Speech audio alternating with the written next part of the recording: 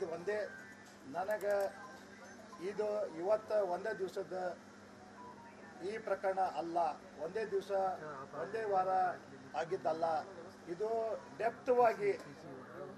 ಡೆಪ್ತ್ವಾಗಿ ಅದನ್ನೇ ತನಿಖೆ ಮಾಡಿ ಆ ಷಡ್ಯಂತ್ರದಲ್ಲಿ ಯಾರ್ಯಾರಿದಾರ, ಎಷ್ಟು ವರ್ಷದಿಂದ ನಡೆದಿದೆ, ಎಷ್ಟು ದಿವಸದಿಂದ ಇದೆ, ಯಾರ್ಯಾರು ಅದಾರ ಅನ್ನೋ ಒಂದು ಕೂಡ ಹೇಳಿಕೆ ಕೊಟ್ಟಿದ್ದೆ. ನಾನು ಓಪನ್ನಾಗಿ ಮಾತಾಡ್ತೀನಿ. ಅವತ್ತೇನು ಸ್ಟ್ಯಾಂಡ್ ಇದೆ ಅದೇ ಸ್ಟ್ಯಾಂಡ್ ಇದೆ ಇವತ್ತು ಕೂಡ. ಯಾರೇ ನಾಯಕರು ಬಂದರೂ ಕೂಡ ಎಲ್ಲರೂ ಕೂಡ ನನಗೆ ಧೈರ್ಯ ತುಂಬಿ ಹೋಗಿದ್ದಾರೆ. ಯಾವುದೇ ಪಕ್ಷಾತೀತವಾಗಿ ಎಲ್ಲರೂ ಬರ್ತಾ ಇದ್ದಾರೆ, ಎಲ್ಲ ಜಾತ್ಯತೀತವಾಗಿ ಹೋರಾಟ ಮಾಡ್ತಾ ಇದ್ದಾರೆ. ಎಲ್ಲರೂ ಕೂಡ ಸ್ಟ್ಯಾಂಡ್ವಾಗಿ ಇಡೀ ವಿಶ್ವನೇ ಇದನ್ನು ನೋಡ್ತಾ ಇದೆ.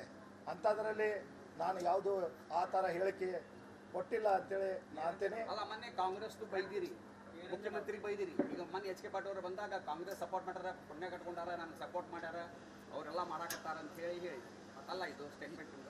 ಈ ಮಾತನ್ನು ನಾನು ಖಂಡಿತ ನಮಗೇನಾದರೂ ಈ ರೀತಿ ನಾನು ಹೇಳಿಲ್ಲ, ಮತ್ತು ಆ ರೀತಿ ಅವರಿಗೆ ಪುಣ್ಯ ಕಟ್ಕೊಂಡ್ರಿ ಅನ್ನೋ ಮಾತು ನಾನು ಹೇಳಿಲ್ಲ. ನಾನು ಹೇಳಿದ್ದು ಒಂದೇ, ಈ ಒಂದು ಹೋರಾಟದಿಂದ ಈಗ ಎಚ್ಚೆತ್ತರಾಗಿರಿ. ಈ ಕಾಯ್ದೆ ಮಾಡಿದ್ದಕ್ಕೆ ನಾನು ಸ್ವಾಗತ ಮಾಡ್ತೀನಿ, ಮಾಡಿದ್ದಕ್ಕೆ ಅವರಿಗೆ ಧನ್ಯವಾದ ಹೇಳ್ತೀನಿ.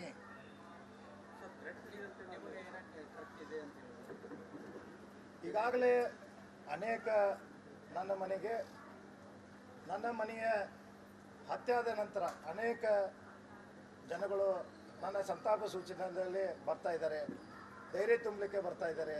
ಅನೇಕ ಪಕ್ಷಾತೀತವಾಗಿ ಜಾತ್ಯತೀತವಾಗಿ ಹೋರಾಟಗಾರ ಪರವಾಗಿ ಎಲ್ಲ ವರ್ಗದ ಜನ ನನಗೆ ಬಂದು ಧೈರ್ಯವನ್ನು ಹೇಳ್ತಾ ಇದ್ದಾರೆ. ನಾವು ನಿಮ್ಮ ಜೊತೆಗಿದ್ದೀವಿ, ನಾವು ಈ ಹೋರಾಟನ ನಾವು ಬಿಡಲ್ಲ, ನಾವು ನಿಮ್ಮ ಜೊತೆಗಿದ್ದೀವಿ, ನೀವು ಯಾವುದೂ ಕೂಡ ಆತಂಕ ವ್ಯಕ್ತಪಡಿಸಬೇಡ್ರಿ ಅಂತೇಳಿ ಧೈರ್ಯ ತುಂಬಿ ಹೋಗಿದ್ದು. ಅದೇ ಧೈರ್ಯಲ್ಲೇ ನಾನು ಕೂಡ ಇದ್ದೆ.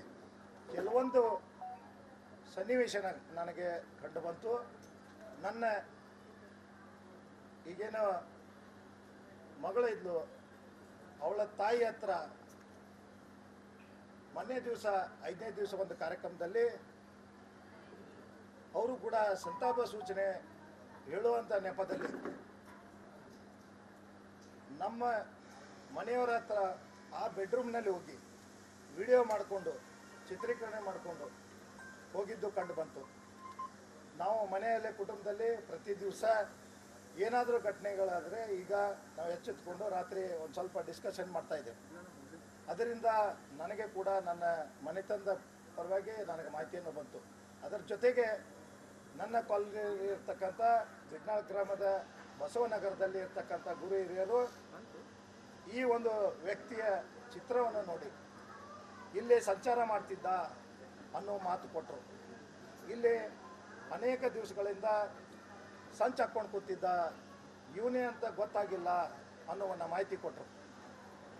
ಈ ಒಂದು ನಾವು ಇಲ್ಲಿ ಸುರಕ್ಷಿತವಾಗಿ ಇಲ್ಲಿ ಬಿಡ್ನಾಳ್ ಗ್ರಾಮದಾಗಿದ್ದೀವಿ.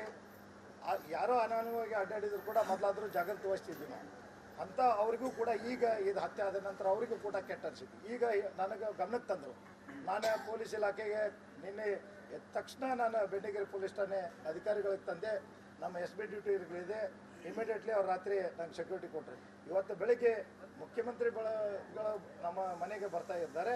ಅವ್ರ ಗಮನಕ್ಕೆ ತಂದು ನಾನು ಅವ್ರ ಆದೇಶ ಮಾಡಿಸ್ಕೋಬೇಕಂತ ನಮ್ಮ ಮಂತನದಲ್ಲಿ ಅದೊಂದು ಬೇಡಿಕೆ ಇಟ್ಕೊಂಡು ನಾವು ಕೂತಿದ್ವಿ. ಅಷ್ಟರೊಳಗಡೆ ಬೆಳಗ್ಗೆ ಕೂಡ ಅಲ್ಲೇ ಜನ ಬಂದು ನಿಂತು ಅವರು ಸಂತಾಪ ಸೂಚನೆ ಮಾಡೋರಿದ್ರೆ ನನಗೆ ಮೇಲಿನ ರೂಮ್ಗೆ ಹೋಗೋ ಅವಶ್ಯಕತೆ ಇರಲಿಲ್ಲ, ಮತ್ತು ಮೇಲಿನ ಸ್ಟೆಪ್ ಹತ್ತೋ ಅವಶ್ಯಕತೆ ಇರಲಿಲ್ಲ. ಅವರು ಕೂಡ ನಾನು ಯಾರಪ್ಪ ನೀನು ಅಂತ ಕೇಳಿದಾಗ ಅವ್ರು ಕೂಡ ಬಂದೇನು ಹೇಳ್ರಿ ಅಂತ ಕೈ ಮಾಡಿದರು. ಯಾರವ್ರು ಅಂತಂದ್ರೆ ನನ್ನ ಹಿಂದೆ ಯಾರೂ ಇಲ್ಲ. ಈಗ ರೀಸೆಂಟ್ ಇಷ್ಟೆಲ್ಲ ಆದರೂ ಕೂಡ ನಾನು ಬಹಿರಂಗವಾಗಿ ಇಷ್ಟೆಲ್ಲ ಹೇಳಿದ್ರು ಕೂಡ ಅಂತಲ್ಲಿ ನನಗೆ ಏನೋ ಒಂದು ಸಂಚು ಹಾಕಿದ್ದಾರೆ ನನ್ನ ಸುರಕ್ಷಣೆ. ಅದು ಅವಾಗ ಇಮಿಡಿಯೇಟ್ಲಿ ನಮ್ಮನೆ ಮಂತಂದಾಗ ಮಾತಾಡಿಕೊಂಡು ನಾವು ಕ್ಯಾಮ್ರಾನು ಕೂಡ ಕೆಳಗಡೆ ಹಾಕಿದ್ವಿ. ಈಗ ಹೊಸ ಕ್ಯಾಮ್ರಾ ಕೂಡ ಸೇಫ್ಟಿ ಮಾಡ್ಕೊಂಡಿದ್ದೇನೆ.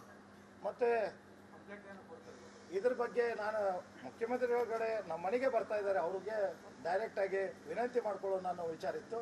ಬಟ್ ನನಗೂ ಈಗೂ ಕೂಡ ಮುಖ್ಯಮಂತ್ರಿಗಳು ಬರೋಕ್ಕಿಂತ ಮುಂಚೆಗೂ ಕೂಡ ಅನ್ಯಾಯವಾಗಿ ಜನ ಅಡ್ಡಾಡೋದು ನೋಡಿ ತಕ್ಷಣ ಮತ್ತೆ ಮಾಧ್ಯಮ ಮಿತ್ರರು ಒಂದು ಪಾಯಿಂಟ್ ಕೇಳಿದ್ರು. ನಾನು ಸ್ಪಷ್ಟವಾಗಿ ಇದ್ದಿದ್ದು ನಾನು ಎಲ್ಲರೂ ಮಾಧ್ಯಮ ಮಿತ್ರರು ಹೇಳಿದೆ. ಅದನ್ನು ಇಮಿಡಿಯೇಟ್ಲಿ ಆ್ಯಕ್ಷನ್ ಆಯಿತು. ಹಿಂಗೆ ಹೇಳಿದೆ. ಆಗಲೇ ಕಮಿಷನರ್ ಫೋನ್ ಮಾಡಿದರು ನನ್ನ ಗಮನಕ್ಕೆ ತರಬೇಕಾಯ್ತು, ನೀವು ಮಾಧ್ಯಮ ಕೇಳಿಬಿಟ್ರಲ್ಲ. ನಾನು ನಿಮ್ಮ ಜೊತೆಗದೇನಂತ ಆಯುಕ್ತರು ಫೋನ್ ಮಾಡಿದ್ದೆ. ಸಂತೋಷ, ಇಮಿಡಿಯೇಟ್ಲಿ ನಾನು ಮೇಡಮ್ಗೂ ಸೆಕ್ಯೂರಿಟಿ ಕೊಡ್ತೀನಿ, ನಿಮಗೂ ಕೊಡ್ತೀನಿ, ನಾನು ನಿಮ್ಮ ಮನೆಗೂ ಕೂಡ ಭದ್ರತೆಯನ್ನು ಕೊಡ್ತೀನಿ ಅಂತ ಸೂಚನೆ ಮಾಡಿ ಇನ್ಸ್ಪೆಕ್ಟರ್ ಕಳಿಸಿ ACP ಶಿವಕುಮಾರ್ ನಾಯಕರು ಕೂಡ ಮಾತಾಡಿದರು. ಎಲ್ಲ ರೀತಿಯಿಂದ ನಿಮಗೆ ಸೇಫ್ಟಿಯನ್ನು ಮಾಡ್ತೀವಿ ಅನ್ನೋ ಮಾತು ಕೊಟ್ಟರು ಮತ್ತು ಕಳಿಸಿದ್ದಾರೆ ಕೂಡ.